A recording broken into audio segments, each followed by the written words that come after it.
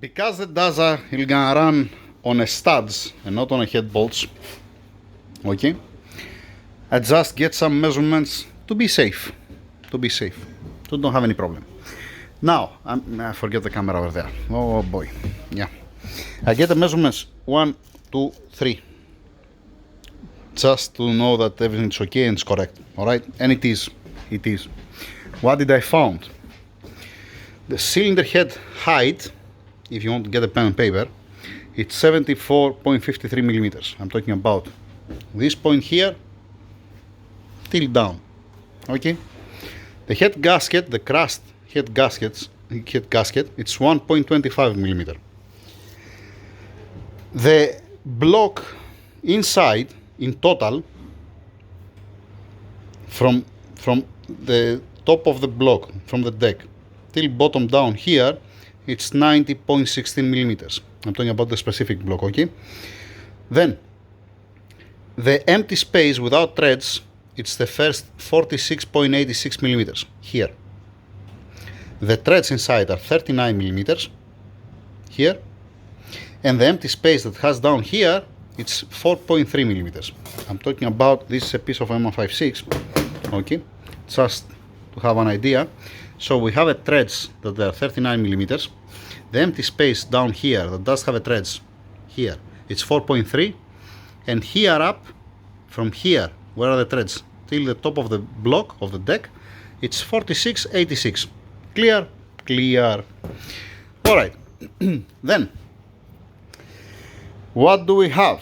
If we get the 74.53 plus 1.25 head gasket plus 90.16 the total depth, right? Plus the nut, that's what I did before, plus the nut, 10.14 plus the washer 3.02. This is how much I found it with these calipers, and since I make all the measurements with this one, I'm going with that one.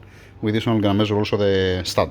Okay, this is giving us 179.1 millimeter. That means we need to have a stud in total to be at minimum 179.1. 1 second, 0. Yeah. Okay, 0.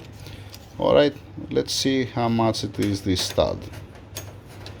Do we have 179? We have 181.8. So that means we have 2.7 millimeters, right? 2.7 millimeters spare. After that means when I torque down everything and when I torque down the nut, you're gonna remain here 2.7, that's how much I said, yeah, 2.7 millimeter from the top. That means the nut's supposed to be there. Now, here on the stud we have clean 39 millimeters threads. Okay, it's 26 turns, 26 was on the block, multiply 1.5, 39, yep. 39, just a second. With one hand it's a bit tricky, but we're gonna make it, right?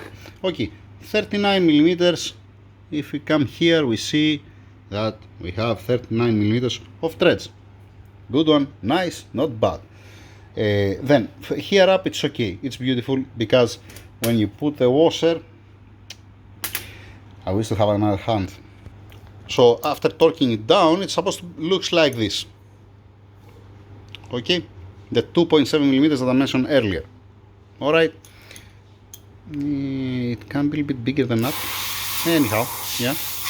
1 second to remove the nut. And now you're gonna ask me, okay, what's your problem, Tassos, right? What's my problem? My problem is that this small tip down here, it's greater than the 4.3 millimeters that has inside of the block. That's the problem. And what's the problem with that? Let's 1 second, let's measure it. Just a second. Oops. I lock it. Yeah, I lock it. Yeah. Give me a second, one minute only to put it. Okay, so Here, the empty one without threads, here, it's 10 millimeters. All right? It's 10 millimeters. The empty. The thing is that here I have 4.3 millimeters. So that means 5.7 millimeter. It's longer this tip here.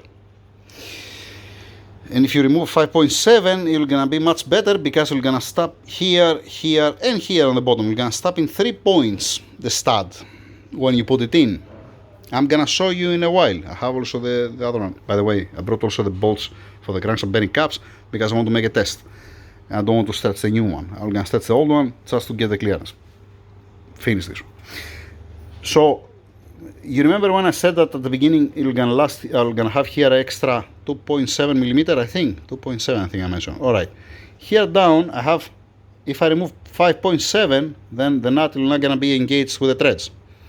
You're gonna tell me, okay, come at the point. What's your point? Let me show you what's my point.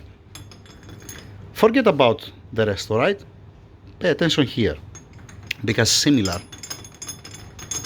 Obviously, the dimension of the stud is different than the Mo56, yeah? All right? This is what is gonna happen. What is gonna happen when I insert the stud inside? What is gonna happen? It's gonna bottom out the stud.